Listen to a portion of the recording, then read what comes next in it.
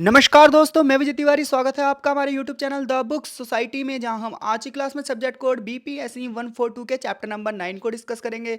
इससे पहले 8 चैप्टरों की वीडियो ऑलरेडी हमने अपने चैनल पर अपलोड कर दी है, तो यदि आपने उन लेक्चरों को नहीं सुना है तो सबसे पहले उन लेक्चरों को जरूर सुन लीजिए ताकि चीज़ें समझने में आपके लिए आसानी हो। इसके साथ ही साथ यदि आप हमारे चैनल पर नए हैं तो चैनल से जुड़ना ना भूलें। आज की क्लास में जो हम पढ़ने वाले हैं वो ये पढ़ने वाले हैं कि पड़ोसी देशों के प्रति भारत की विदेश नीति किस प्रकार से रही है। ये पड़ोसी किस प्रकार से भारत के सामने एक चुनौती पेश करते हैं। जैसा कि पिछले चैप्टर में हमने भारत और पाकिस्तान के संबंधों का अध्ययन किया था, आज इस चैप्टर में हम भारत बांग्लादेश, भारत म्यांमार, भूटान, बांग्लादेश, नेपाल, श्रीलंका, मालदीव, अफगानिस्तान, इन सभी के साथ संबंधों का अध्ययन करेंगे। तो भारत और उसके पड़ोसी देशों के संबंध जब हम अध्ययन करते हैं तो एक चीज़ कॉमन रहती है कि सभी देशों के साथ बहुत सारे मुद्दों पर दो सहयोग हैं और बहुत सारे मुद्दों पर मतभेद हैं। तो हमें इन्हीं मुद्दों का अध्ययन करना है कि किन किन मुद्दों पर इन देशों के साथ हमारे संबंध अच्छे हैं, सहयोगात्मक हैं, जबकि कौन कौन से मुद्दे हैं जहां पर मतभेद हैं, उन मतभेदों को सुलझाने के लिए क्या क्या किया जा रहा है। इसके अलावा एक चीज़ और आप ध्यान रखेंगे, जब भी हम पड़ोसी देशों के प्रति अपनी नीति की बात करते हैं तो हमारे सामने दो प्रकार के विवाद आते हैं। एक विवाद ये आएगा कि जो सीमा विवाद होगा, क्योंकि जहां पर सीमाएं सटी होंगी वहां पर सीमा विवाद पक्का होगा। दोनों देशों का ये पक्का मानना होगा कि कुछ सीमाएं हमारी उसके नियंत्रण में है, उसकी सीमाएं हमारे नियंत्रण में हैं। तो एक तो ये चीज़ कॉमन आएगी जब हम बार बार पढ़ेंगे चीज़ों को। दूसरी चीज़ कॉमन ये आएगी कि नदी जल बंटवारे को लेकर मतभेद रहेगा, खासतौर पर बांग्लादेश के साथ। तो मोस्टली चीज़ें हम यही पढ़ने वाले हैं कि किन देशों के साथ हमारे नदी जल विवाद हैं, किन देशों के साथ हमारे सीमा विवाद हैं, किन देशों के साथ घुसपैठ वाली समस्याएं हैं। ये सारी चीज़ें हम इस चैप्टर में पढ़ने वाले हैं। देखिए, चैप्टर बहुत ज़्यादा लेंथी रहेगा तो इसे हम एक लेक्चर में पूरा नहीं करवा पाएंगे, तो ये लगभग 2 से 3 लेक्चर ये वाला चैप्टर लेगा। तो चलिए आज की क्लास शुरू करते हैं। आशा है चीज़ें आपको समझ में आ रही होंगी। कमेंट बॉक्स में अपनी प्रतिक्रिया ज़रूर दें। तो बांग्लादेश की बात की जाए, जब सबसे पहले हम बांग्लादेश से शुरुआत करते हैं। इससे पहले पाकिस्तान की शुरुआत हमने लास्ट चैप्टर में कर ली थी, 8वें चैप्टर में। तो बांग्लादेश की बात की जाए तो बांग्लादेश नॉर्थ ईस्ट का एक इलाका है और ये पश्चिम में भारत से घिरा हुआ है। यानी बांग्लादेश की बात की जाए तो बांग्लादेश अपने उत्तर पूर्व और पश्चिम में भारत से घिरा हुआ है। इसके अलावा म्यांमार के साथ इसकी सीमाएं जुड़ती हैं। बांग्लादेश को नदियों का देश माना जाता है। इसमें गंगा द्वारा निर्मित दुनिया का सबसे बड़ा डेल्टा है। देखिए, डेल्टा का मतलब होता है वो मैदान जो नदियों द्वारा भागकर लाई गई मिट्टी से बने होते हैं, उन मैदानों को डेल्टा कहा जाता है। तो हम सभी को पता है, बांग्लादेश की बात की जाए तो बांग्लादेश हमारे नक्शे के हिसाब से ईस्ट में पड़ेगा। बांग्लादेश अपने उत्तर पूर्व और पश्चिम में किससे घिरा हुआ है? भारत से घिरा हुआ है। और इसके अलावा आगे चलकर इसकी सीमाएं किससे जुड़ती हैं? म्यांमार से। नदियों का देश है, गंगा द्वारा निर्मित दुनिया का सबसे बड़ा डेल्टा है यहाँ पर, जिसकी वजह से इसकी भूमि उपजाऊ है। इसके अलावा पद्मा और ब्रह्मपुत्र नदियों के माध्यम से इसको जीवन रेखा प्रदान होती है। इसके अलावा यही दोनों नदियाँ आगे चलकर मेघना के साथ मिलकर बंगाली खाड़ी में गिर जाती हैं। 80% हिस्सा जो है डेल्टा का वो बांग्लादेश कवर करता है। इसके बाकी इलाकों में पहाड़ी इलाके हैं और उच्च भूमि के क्षेत्र हैं। बांग्लादेश के निचले हिस्से की बात की जाए तो ये बाढ़ की चपेट में है और जलवायु परिवर्तन इसे और भी कमज़ोर बना देता है। आए दिन बाढ़ आती है और बड़े पैमाने पर बांग्लादेश को आर्थिक नुकसान होता है। बांग्लादेश की बात की जाए तो ये सबसे कम विकसित देशों में से एक है। गरीबी यहाँ पर बहुत ज़्यादा है, अर्थव्यवस्था बहुत डाउन है, मानव विकास बहुत निम्न है। ऐसे में इसे गरीब देशों की श्रेणी में वर्गीकृत किया जाता है। 164 मिलियन की इसकी आबादी है और ये एक सजातीय देश है। 98% लोग यहाँ के बंगाली भाषा बोलते हैं और दुनिया की सबसे घनी आबादी वाले देशों में से एक है। सीधी सी बात है, गरीबी ज़्यादा होगी तो बच्चे भी वो ज़्यादा ही पैदा करेंगे, क्योंकि काम धाम है नहीं कुछ। तो पूरे विश्व में सबसे ज़्यादा जो जनसंख्या बढ़ रही है वो एशिया महाद्वीप में बढ़ रही है। उसमें से भी भारत तो नंबर 1 पर आ गया, आप देख ही रहे हैं। तो बांग्लादेश की बात की जाए तो बांग्लादेश भी घनी आबादी वाले देशों में से एक है। इसकी राजधानी जो ढाका है वो दुनिया की सबसे अधिक आबादी वाले शहरों में से एक है। ये एक निचला तटवर्ती राज्य है, इसलिए भारत के साथ इसका जो जल बंटवारा है ये रणनीतिक रूप से बहुत ज़्यादा महत्वपूर्ण हो जाता है और इसी वजह से बहुत सारे मतभेद होते भी रहते हैं। इसकी सीमाएं बहुत ज़्यादा कमज़ोर हैं। कमज़ोर सीमाओं का मतलब यह है कि आवाजाही बहुत आसानी से हो जाती है। तो अगर बांग्लादेश का भूगोल पढ़ोगे आप तो बांग्लादेश का भूगोल कुल मिलाकर हमें यही बताता है कि इसकी सीमाएं अगर देशों की बात की जाए तो म्यांमार से और भारत से जुड़ी हुई हैं। इतना ही नहीं, ये नदियों का देश कहा जाता है। इसी वजह से नदियों को इसे वरदान के रूप में प्राप्त तो हुई हैं, लेकिन कई बार ये अभिशाप बन जाती है जब इसमें बाढ़ आती है। गरीबी, बेरोजगारी, भुखमरी ये यहाँ की प्रमुख विशेषताएं हैं। जनसंख्या के लिहाज से बहुत बड़े देशों में से एक आता है। ज़्यादातर लोग बंगाली भाषा बोलते हैं और कट्टरता इनकी छवि है। बंगाली संस्कृति पर ये अपनी गर्व करते हैं। अब हम बात करते हैं भारत बांग्लादेश के संबंधों की। जब हम भारत बांग्लादेश के द्विपक्षीय संबंधों की बात करते हैं, तो देखो भाई, बांग्लादेश की जातीय पहचान बहुत मजबूत है, ये बात हमें पता है। ये बात हम पिछले चैप्टर में भी पढ़ चुके हैं। वो अपनी बंगाली संस्कृति और बंगाली साहित्य पर बहुत ज़्यादा गर्व भी करते हैं। लेकिन बांग्लादेश, हम सभी को पता है, पहले भारत का ही हिस्सा था। पहले पूरा पूरा क्षेत्र बंगाल के अंतर्गत आता था।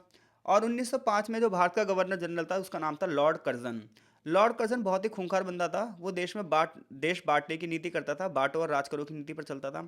ऐसे में उसने 1905 में ये घोषणा करी। उस समय कलकत्ता ब्रिटिश भारत की राजधानी हुआ करती थी। तो इसने 1905 में ये घोषणा करी कि बंगाल का विभाजन कर दिया जाए, क्योंकि बंगाल एक बहुत बड़ा इलाका है और इतने बड़े इलाके में प्रशासन करना इतना आसान नहीं है। तो उसने हिंदू और मुस्लिम के आधार पर बंगाल को दो भागों में बांट दिया। हालांकि सारे लोग बंगाली भाषा ही बोलते थे। 1905 में बंगाल विभाजन का बहुत बड़े पैमाने पर विरोध भी किया गया कि नहीं भाई, बंग भंग आंदोलन चलाया, स्वदेशी आंदोलन चलाया कि भाई बंगाल का विभाजन नहीं होना चाहिए, बंगाल को एकजुट होना चाहिए। बड़े पैमाने पर हिंसक प्रदर्शन हुए। तो अंग्रेजों ने क्या करा, अंग्रेजों ने बंगाल से अपनी राजधानी हटा दी, कलकत्ता से यानी कि राजधानी हटा दी और दिल्ली को नई राजधानी बना दिया। तो 1905 में जो बंगाल विभाजन हुआ, बाद में उसे रद्द कर दिया गया, लेकिन बीज तो वहीं से बो दिए गए थे बंटवारे के। और वो चीज़ हमें आगे चलकर पाकिस्तान के रूप में दिखी, जब दो पाकिस्तान बने, एक पूर्वी पाकिस्तान और एक पश्चिमी पाकिस्तान। और हम सभी ने पिछले चैप्टर में ये बात पढ़ ली थी। तो बांग्लादेश के निर्माण की कहानी आप पिछले चैप्टर में 1971 भारत पाकिस्तान के युद्ध से पढ़ लीजिए। अब हम बात करते हैं बांग्लादेश की। बांग्लादेश देखो, भारत का एक विशेष पड़ोसी है। अच्छा, ये विशेष पड़ोसी क्यों है, उसका एक रीज़न है। जैसे कि बांग्लादेश की हमने ज्योग्राफी पढ़ी, तो भारत का जब आप नक्शा देखोगे, तो भारत के पूर्वोत्तर हिस्से में जो स्टेट्स हैं, चाहे वो मेघालय हो, असम हो, अरुणाचल प्रदेश हो, मणिपुर, मिजोरम, नागालैंड हो, त्रिपुरा हो, इन सभी देशों से, इन सभी स्टेट से, इन सभी राज्यों से अगर हमें जुड़ना है, तो बांग्लादेश से हमें संबंध अच्छे ही रखने पड़ेंगे। इसके अलावा पूर्वोत्तर के पूर्व के जो देश हैं, जैसे Indonesia, Malaysia, Philippine, Singapore, Thailand, Vietnam, Cambodia, Laos, Brunei Darussalam, Myanmar, इन सभी देशों से जो ये आसियान के देश कहलाते हैं, जिसकी चर्चा हम आगे करेंगे भी। तो आसियान एक ग्रुप है जिसकी स्थापना 1967 में की गई थी। तो आसियान जो ग्रुप है ना, जिसकी स्थापना 1967 में की गई थी, शुरुआत में इसमें 5 देश थे, फिर 10 देश हो गए। उन देशों से जुड़ने में भी ना बांग्लादेशी हमें एक रास्ता दे सकता है, क्योंकि हमारा जो पूर्वोत्तर का इलाका है वो बहुत संकरा है, और बांग्लादेश की वजह से ना वो क्षेत्र अलगाववाद का शिकार रहता है। तो बांग्लादेश की जो भू रणनीतिक महत्व है, इसी वजह से एक विशेष पड़ोसी बन जाता है, क्योंकि ये भारत के दूसरे हिस्से से मिलने में मदद करता है। इवन पूर्व के देशों के साथ जोड़ने में भी हमारी मदद करता है। लेकिन बांग्लादेश ये शिकायत करता है कि भारत ना एक बंद देश है और उसे वहीं से वहीं रहना चाहिए। और जबकि हम आरोप ये लगाते हैं कि बांग्लादेश ने ना पूर्वोत्तर के इलाकों को बंद कर रखा है, यानी कि बांग्लादेश बंद देश है, उसे हमसे सहयोग करना चाहिए। खैर, कुछ भी हो, बांग्लादेश के माध्यम से हमारी जो आवाजाही है पूर्वोत्तर के लिए, एवं पूर्वोत्तर के विकास के लिए, पूर्वोत्तर की सुरक्षा के लिए, पूर्वोत्तर के शासन के लिए बहुत ज़्यादा महत्वपूर्ण है। और बांग्लादेश को भी ये बात पता है कि अगर हम पूर्वोत्तर के राज्यों से जुड़ना चाहते हैं, पूर्वोत्तर के देशों से भी जुड़ना चाहते हैं, तो ना पता है क्या है, बांग्लादेश की हमें ज़रूरत है। इसलिए ना बांग्लादेश अपनी मनमानी करता है, वरना बांग्लादेश की क्या औकात है जो हमारे सामने वो कुछ कहे। लेकिन फिर भी बांग्लादेश समय समय पर वो बाधा डालता है। भारत की बात की जाए तो भारत जिस कॉरिडोर के माध्यम से अपने पूर्वोत्तर राज्यों से जुड़ता है, उसे चिकन नेक के नाम से जाना जाता है। यह 22 किलोमीटर का एक लंबा रास्ता है जो उत्तर पूर्व को देश के बाकी हिस्सों से जोड़ता है, और ये बहुत ही संकरा इलाका है। इसलिए भारत की डिमांड है कि बांग्लादेश अपने क्षेत्र से आवाजाही के लिए हमें जगह दे, ताकि हम अपने पूर्वोत्तर के राज्यों से जुड़ सकें और उनके विकास को बढ़ावा दे सकें। तो ये इसलिए विशेष पड़ोसी कहलाता है। इसके अलावा भारत और बांग्लादेश की जो सीमाएं हैं, इन्हें झरझरा सीमाओं का नाम दिया जाता है। तो झरझरा सीमाओं का नाम इसलिए दिया जाता है क्योंकि यहाँ पर ना सिक्योरिटी उतनी नहीं हो पाती जितनी सिक्योरिटी होनी चाहिए। उसका रीज़न क्या है, अगर आपसे क्वेश्चन पूछ लिया जाए कि ऐसा कौन सा पड़ोसी देश है जिसके साथ हम सबसे बड़ी सीमा साझा करते हैं, तो वो बांग्लादेश है। तो भारत बांग्लादेश के साथ सबसे लंबी सीमाएं साझा करता है। लगभग 4351 किलोमीटर की सीमाएं जुड़ती हैं, और ये दुनिया की 5वीं सबसे बड़ी सीमा है। अगर आप बांग्लादेश की बात करोगे तो पश्चिम बंगाल से, असम से, मेघालय से, त्रिपुरा से और मिजोरम से, इन 5 भारतीय राज्यों से जुड़ा हुआ है। इसके अलावा 25 डिस्ट्रिक्ट हैं जिससे इसकी सीमाएं जुड़ी हुई हैं। अब देखो, इतने सारे स्टेट, इतने सारे डिस्ट्रिक्ट अगर किसी राज्य की सीमाओं से जुड़े हुए हों, तो ऐसे में सिक्योरिटी बहुत बड़ी समस्या हो जाती है। तो इतनी सारी सीमाएं, इन्हें की रक्षा करना आसान नहीं है। सीमा पर इतने सारे जिले हैं, और ये भारत की अपनी कमजोरियां हैं। इसके अलावा नॉर्थ ईस्ट के जो स्टेट हैं हमारे, असम वगैरह, ये मिजोरम वगैरह, मेघालय वगैरह, ये भारत को हस्तक्षेप भी नहीं करने देते। तो ऐसे में सीमाओं का मैनेजमेंट करना एक समस्या हो जाती है, और दोनों देशों के अधिकारियों के बीच में ये समस्या है। परिणाम ये होता है कि बड़े पैमाने पर खाद्य पदार्थ, दवाओं, मवेशियों, मशीनरी और नशीले पदार्थों की तस्करी की जाती है। इसके अलावा आतंकवादी गतिविधियों को भी बढ़ावा दिया जाता है। बांग्लादेश के दक्षिण में बंगाल की खाड़ी है, जिसे इंडियन नेवी द्वारा देखा जाता है। तो ये तो झरझरा सीमाओं की बात हो गई। अब देखो अवैध प्रवासन। चूंकि बांग्लादेश में गरीबी बहुत ज़्यादा है, बेरोजगारी बहुत ज़्यादा है, तो लोग रोजगार के लिए क्या करते हैं, भारत की शरण लेते हैं। इसके अलावा बांग्लादेश में जब भी दंगे फसाद होते हैं तो भी वहाँ से लोग भाग भाग के भारत की सीमाओं में प्रवेश कर जाते हैं। क्योंकि इतनी सारी सीमाएं जुड़ी हुई हैं तो ऐसे में उनकी रक्षा करना बहुत कठिन हो जाता है। कई बार ये नदी जल के माध्यम से भी क्या करते हैं, भारत में एंट्री ले लेते हैं। जंगली इलाके हैं, पहाड़ी इलाके हैं, तो आवाजाही इनके लिए बहुत आसान हो जाती है। तो ऐसे में घुसपैठ करते हैं तो आसपास के स्टेट्स को ना बड़ी समस्या हो जाती है। जैसे कि खासतौर पर असम। असम के लोगों का ये मानना है कि बांग्लादेश से बहुत सारे ना प्रवासी आके असम में रहने लग जाते हैं। एक टाइम पे इनकी जनसंख्या ज़्यादा हो जाएगी और असम के लोगों की जो संस्कृति है वो खतरे में पड़ जाएगी। इसलिए असम के लोग ना एनआरसी की डिमांड करते हैं। तो देखो अवैध प्रवासन एक बहुत बड़ा मुद्दा है, ना सिर्फ भारत के लिए बल्कि विश्व के बहुत सारे देशों के लिए। बांग्लादेश से लोगों का भारत में आना जाना एक बहुत कठिन चुनौती है। कुछ लोग कानूनी रूप से प्रवेश करते हैं और जब उनके वीज़ा की डेट खत्म हो जाती है जब भी वो भारत में रहते हैं। जबकि बहुत सारे लोग हैं जो अवैध रूप से घुसपैठ करते हैं। ये लोग रोजगार की तलाश में अपने जीवन की स्थिति में सुधार के लिए भारत में प्रवेश करते हैं। लोगों की जो आवाजाही है एक ऐतिहासिक पैटर्न है, यानी कि शुरुआत से यहाँ पे लोगों की आवाजाही रही है। कुछ लोग आते हैं सोचते हैं कुछ वर्षों बाद वापस चले जाएंगे, लेकिन जब वो यहाँ रहते हैं तो उन्हें लगता है कि यार यहाँ स्थिति अच्छी है, हम तो बांग्लादेश में बेमतलब में सड़ रहे हैं, तो इसलिए ना वो इंडिया में रहना चाहते हैं। अब ऐसे में क्या होता है, ऐसे में ये होता है बांग्लादेश भारत के पड़ोसियों में सबसे अधिक आबादी वाला देश है और गरीबी यहाँ पर दबा के है। तो गरीबी और बेरोजगारी ने बांग्लादेशियों को भारत में प्रवेश कराने के लिए क्या करते हैं, आकर्षित करते हैं। सीमाएं झरझराएं, ये बात हमें आसानी से पता है। क्रॉसिंग बहुत आसान और छोटी है। कई बार कुछ मिनटों में एक छोटी सी नदी धारा को तैर कर ये लोग पार करते हैं और भारत में एंट्री मान लेते हैं। इसी वजह से असम के जो इलाके हैं यहाँ के लोगों को ये लगता है कि एक दिन इन लोगों की संस्कृति ज़्यादा हो जाएगी, इसलिए यहाँ पर दंगे फसाद भी रहते हैं। दोनों देशों के बीच में जल विवाद भी है। भारत और बांग्लादेश 54 नदियों को एक दूसरे से साझा करते हैं। गंगा नदी के पानी के बंटवारे को लेकर दोनों देश में मतभेद रहते हैं। यहाँ पर एक ना बैराज का निर्माण किया गया, फरक्का बैराज। देखो फरक्का बैराज का निर्माण इसलिए किया है क्योंकि कई बार क्या होता है, मौसमी जब परिस्थितियाँ बेकार होती हैं तो ना हुगली नदी में पानी कम हो जाता है। अब यहाँ का जो बंदरगाह है वहाँ उसको चलाने के लिए क्या ज़रूरत है, पानी की ज़रूरत है, वरना वहाँ पर जो स्टीमर है, जहाज़ है, वो चल ही नहीं पाएंगे, गाद बहुत ज़्यादा हो जाएगी। तो ऐसे फरक्का बैराज के माध्यम से भारत को कुछ पानी हुगली नदी में मोड़ लेता है। इसी वजह से बांग्लादेश को लगता है कि बांग्लादेश का पानी जो है वो भारत अपने यूज़ में ले रहा है, इसलिए ये मतभेद बने रहते हैं। आर्थिक संबंधों की बात की जाए तो बांग्लादेश दक्षिण एशिया में भारत का सबसे बड़ा व्यापारिक भागीदार है। यानी कि दक्षिण एशिया के देशों में बात की जाए तो भारत सबसे ज़्यादा व्यापार किसके साथ करता है, बांग्लादेश के साथ। बड़े पैमाने पर कपड़ों के निर्माण के लिए सूती धागे का आयात किया जाता है, जो कि बांग्लादेश की अर्थव्यवस्था की एक रीढ़ की हड्डी है। इसके अलावा यहाँ पर बड़े बड़े बंदरगाहों और सड़कों का निर्माण भी किया गया है। आर्थिक, सांस्कृतिक और राजनीतिक क्षेत्रों में दोनों देश एक दूसरे को आदान प्रदान समानों का करते रहते हैं।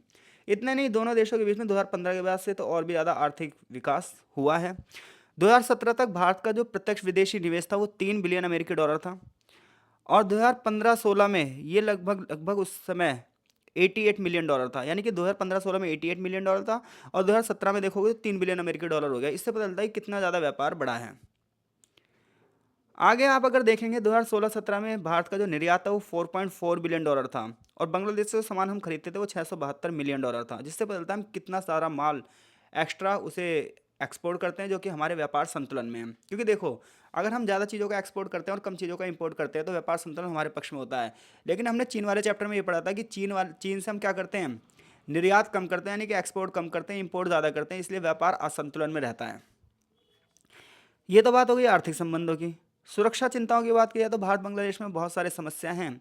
समस्या सुरक्षा चिंताओं की सबसे बड़ी यही है कि बांग्लादेश बड़े पैमाने पर उग्रवाद और आतंकवाद को बढ़ावा देता है। इसके अलावा चाइना है, पाकिस्तान है, वो इसकी सीमाओं का प्रयोग भारत के खिलाफ करते हैं।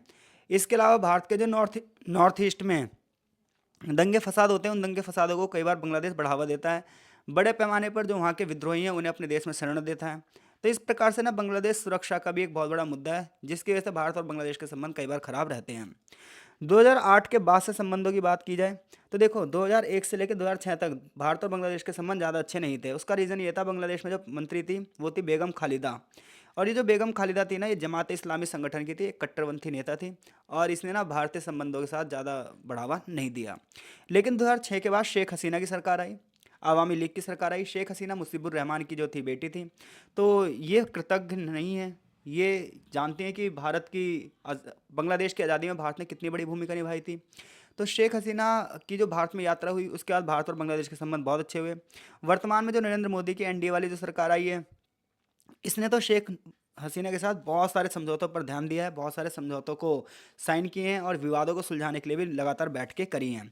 2015 में मोदी ने भारतीय संविधान में 100वां संशोधन किया और 100वें संशोधन के माध्यम से भारत और बांग्लादेश के बीच में जो सीमा विवाद था उसे सुलझा लिया गया है, जो कि लगभग 1974 से सीमा विवाद चल रहा था। तो ऐसे में दोनों देशों के संबंधों को मजबूत करने के लिए ये प्रयास किया गया है। इसके अलावा वहाँ पर बहुत सारे सड़कों के निर्माण के लिए भारत में परियोजनाएं चलाने की बात की गई है। लेकिन फिर भी समस्याएं कुछ ये हैं कि नदी जल बंटवारे को लेकर जब देखा जाता है तो विवाद दोनों में रहता है, खासतौर पर तिस्ता नदी को लेकर, फरक्का बैराज को लेकर, और ये विवाद आज भी बने हुए हैं क्योंकि इन्हें सुलझाना इतना आसान नहीं है। इसके अलावा असम के लोग जो एनआरसी की डिमांड कर रहे हैं, इसकी वजह से भी बांग्लादेश में ना संदेह पैदा होता है कि कहीं बांग्लादेशी शरणार्थियों को हम यहाँ से हटा ना दें। तो 2008 के बाद अगर बात की जाए तो संबंधों में ज़्यादातर चीज़ें तो सकारात्मक रही हैं, लेकिन बस शरणार्थियों का मुद्दा, अवैध प्रवासियों का जो मुद्दा है, ये बहुत मतभेदों का विषय बना हुआ है और नदी जल बंटवारे को लेकर भी मतभेद है। इसके अलावा बांग्लादेश में जो सबसे बड़ी समस्या है वो है चाइना का हस्तक्षेप। चाइना अपना बहुत तगड़ा गेम यहाँ पर खेल रहा है। चूंकि चाइना के पास भी ये पैसा है तो वो पैसे का इन्वेस्टमेंट ज़्यादा कर सकता है। तो चाइना ने पता क्या करा है, भारत को नीचे दिखाने के लिए बांग्लादेश में बहुत सारा इन्वेस्टमेंट किया है और बांग्लादेश को पता है कि भारत उसको जो है प्रॉफिट देगा और चीन भी उसको प्रॉफिट देगा, इसलिए वो दोनों हाथों से क्या कर रहा है, इस प्रॉफिट को लपक रहा है और अपने देश का विकास तेज गति से कर रहा है। चाइना ने बहुत सारे बंदरगाहों के निर्माण के लिए यहाँ पर परियोजना शुरू करी है, एयरपोर्ट के लिए परियोजना शुरू करी है, सड़क निर्माण के लिए परियोजना शुरू करी है। इसके अलावा जो उसकी वन बेल्ट वन रूट योजना है उसमें भी बांग्लादेश ने साइन किए हैं। इससे पता चलता है कि बांग्लादेश पर धीरे धीरे करके चाइना का नियंत्रण हो रहा है और जितना ज़्यादा चाइना बांग्लादेश में हस्तक्षेप करता जाएगा उतना ज़्यादा भारत के लिए विरोध होता जाएगा। उसका रीज़न यही है, अगर चाइना बांग्लादेश पर कंट्रोल करता है तो भारत की सीमाओं के बहुत ज़्यादा नज़दीक नज़दीक आ जाएगा। तो देखो, चीन की बात की जाए तो बांग्लादेश में चीन अपने संबंधों को संतुलित करना चाहता है। चीन के साथ साझेदारी से उसे फ़ायदा हो रहा है, बांग्लादेश को भी फ़ायदा हो रहा है। हालांकि नुकसान किसको हो रहा है, भारत को, क्योंकि इंडो पैसिफिक ओशियन में अगर बात किया है तो बहुत तगड़ा कंपटीशन है और उस कंपटीशन के लिए बांग्लादेश की हर एक देश को ज़रूरत है। इसलिए चाइना बांग्लादेश को अपने कंट्रोल में करना चाहता है।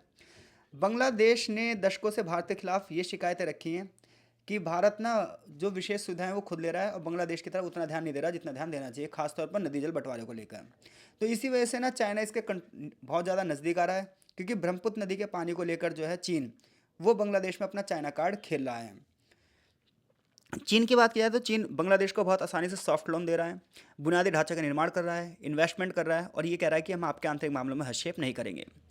बांग्लादेश चीन संबंधों ने 2015 के बाद एक रणनीतिक आयाम प्राप्त किया है। चीन बांग्लादेश का जो व्यापार है वो आगे बढ़ता ही जा रहा है और भारत जितना ज़्यादा चीन के साथ व्यापार बढ़ेगा उतना ज़्यादा व्यापार भारत के साथ घटेगा, क्योंकि जो सामान भारत से लेता था बांग्लादेश, वही सामान सस्ते दामों पर चाइना से ले रहा है।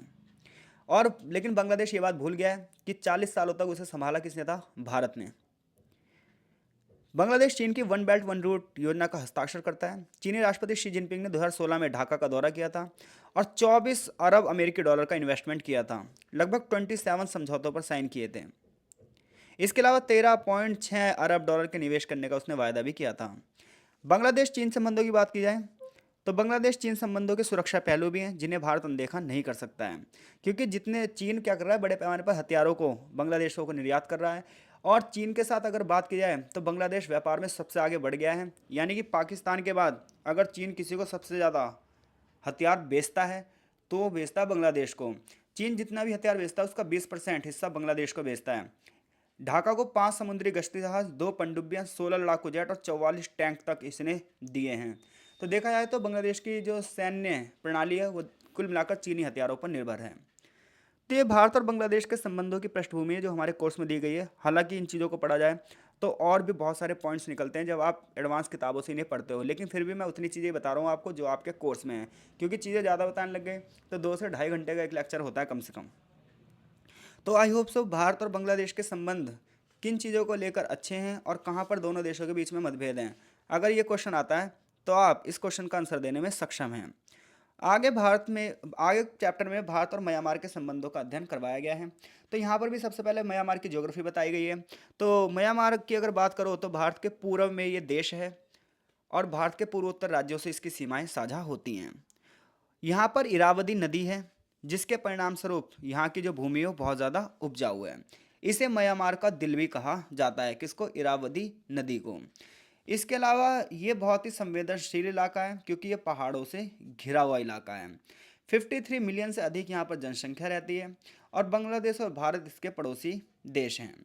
पूर्वोत्तर में पहाड़ और जंगल हैं जो चीन के खिलाफ एक बाउंड्री का निर्माण करते हैं ताकि चीनी लोगों की घुसपैठ यहाँ से ना हो। इसके अलावा म्यांमार थाईलैंड और लाओस के साथ भी क्या है, भौगोलिक संबंधों की स्थापना कर रहा है। म्यांमार दुनिया का 39 सबसे बड़ा देश है जिसका कुल क्षेत्रफल लगभग 6.5 लाख वर्ग किलोमीटर है। म्यांमार का स्थान हिंद महासागर में बेसिन और दक्षिण पूर्वी एशिया है, इसीलिए ये भारत के लिए एक बहुत ही महत्वपूर्ण वाला पड़ोसी देश बन जाता है। म्यांमार और भारत के द्विपक्षीय संबंधों की अगर बात की जाए तो म्यांमार को पहले ना बर्मा के नाम से जाना जाता था और उस समय ना भारत का संबंध इससे बड़ा जबरदस्त था जब भारत पर ब्रिटिश शासन ने कब्जा कर लिया। अब देखो, भारत पर जब ब्रिटिश शासन ने कब्जा कर लिया तो अब ब्रिटिश शासन ना बर्मा पर भी कब्जा करना चाह रहा है, यानी कि उस समय का बर्मा, आज का म्यांमार। अब ऐसे में ना ब्रिटिश सेना में भारतीय सैनिक थे और 3 बार अंग्रेजों और बर्मा का युद्ध हुआ और हमने क्या करा, हमने का मतलब है ब्रिटिश ने क्या करा, इन बर्माओं को हरा दिया।